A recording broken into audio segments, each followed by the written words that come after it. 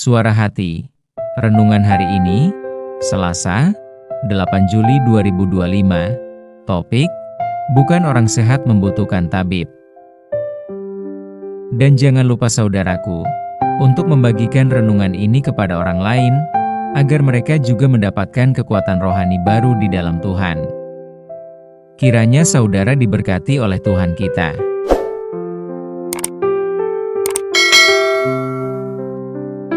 Nas renungan kita hari ini, Matius 9 ayat 12 dan 13, Yesus mendengarnya dan berkata, "Bukan orang sehat yang memerlukan tabib, tetapi orang sakit.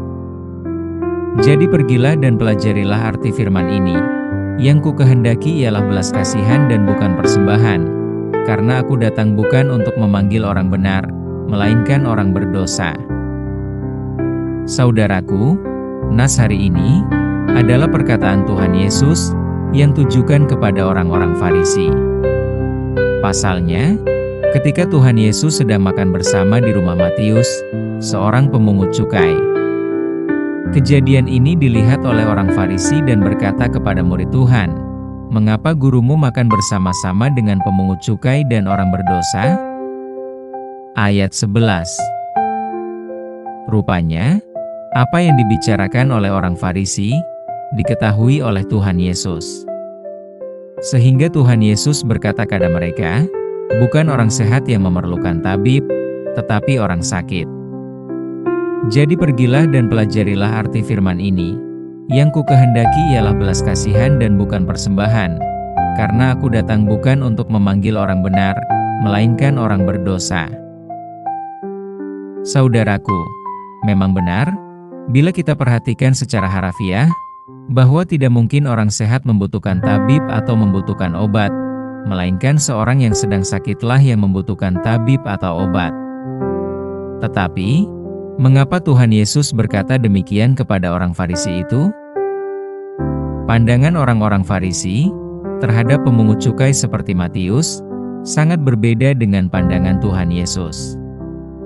Orang Farisi memandang pekerjaan Matius penuh dengan tindakan dosa. Mengapa? Mungkin mereka terkadang menagih dengan lebih dan ditakuti masyarakat. Dan orang-orang seperti ini tidak perlu didekati, karena mereka penuh dengan dosa.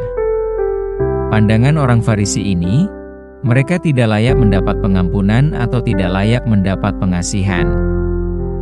Tetapi justru berbeda dengan pandangan Tuhan Yesus, Matius perlu mendapat belas kasih, karena keberdosaannya yang dikerjakannya selama ini. Inilah pandangan Tuhan.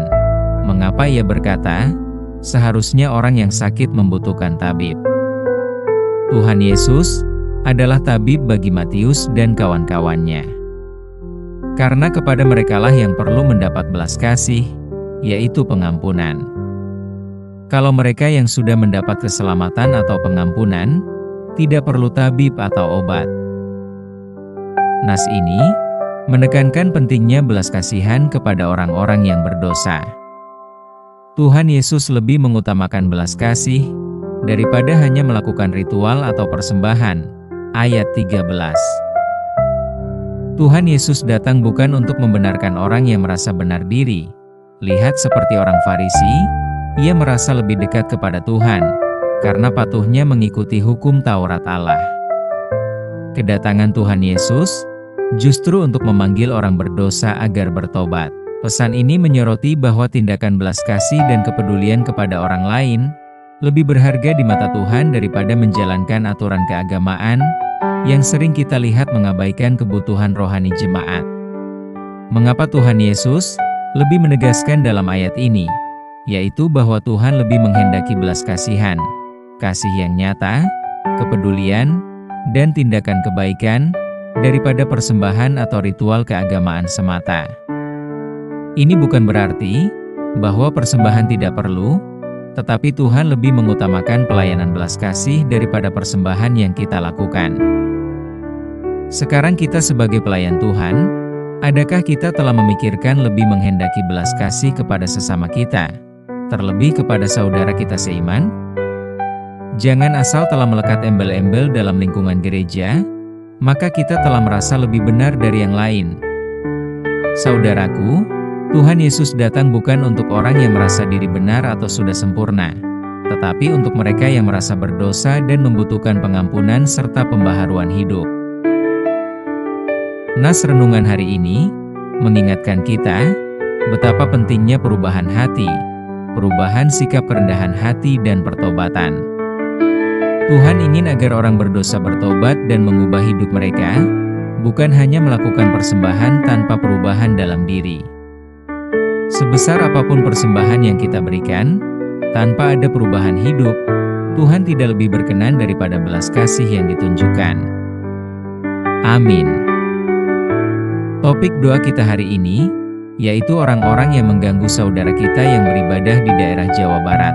Selamat sejahtera saudaraku, Tuhan Yesus memberkati kita.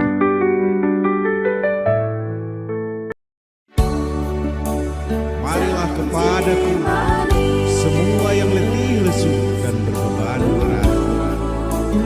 Aku akan memberikan kelegaan kepadamu.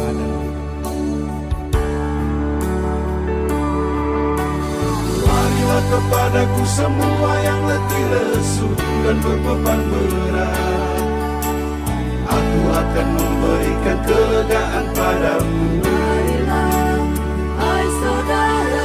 Marilah kepadaku semua yang letih lesu dan berbeban berat. Aku akan memberikan kelegaan padamu.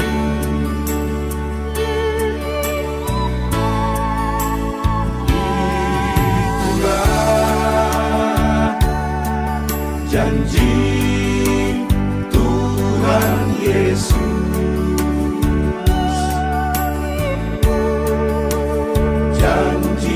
Yang manis untuk umat manusia. Marilah kita pegang janji itu.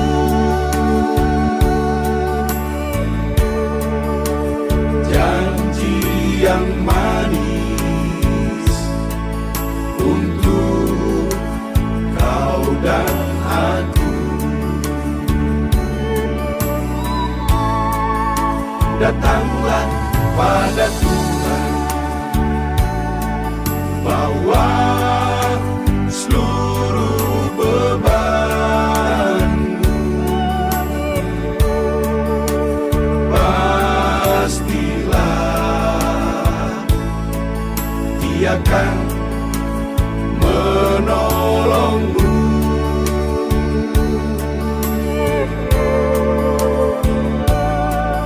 Jangan kau abaikan ajakan Tuhan,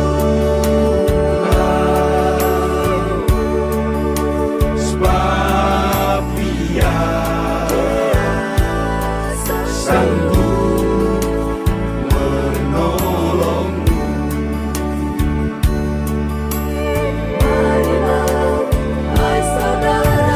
Marilah kepadaku semua yang letih lesu dan berbeban berat. Aku akan memberikan kelegaan padamu. Marilah kepadaku semua yang letih lesu dan berbeban berat. Aku akan memberikan kelegaan padamu.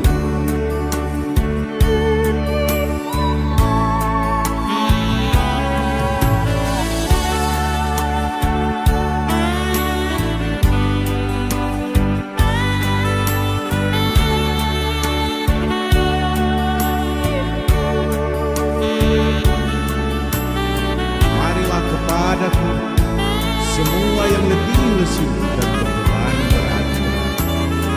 Aku akan memberikan kelegaan kepadamu. Itulah janji Tuhan Yesus.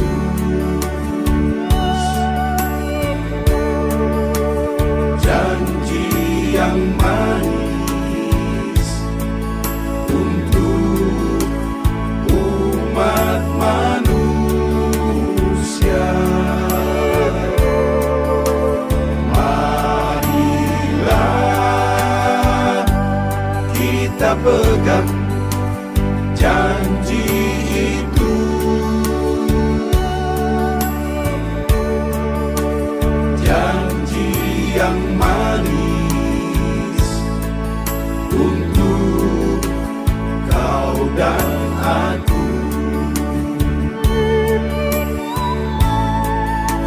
datanglah pada Tuhan,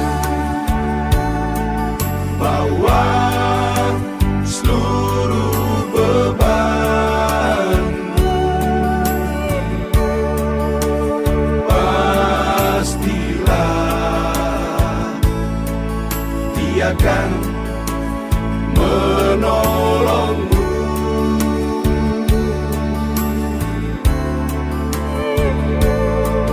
Jangan kau abaikan ajakan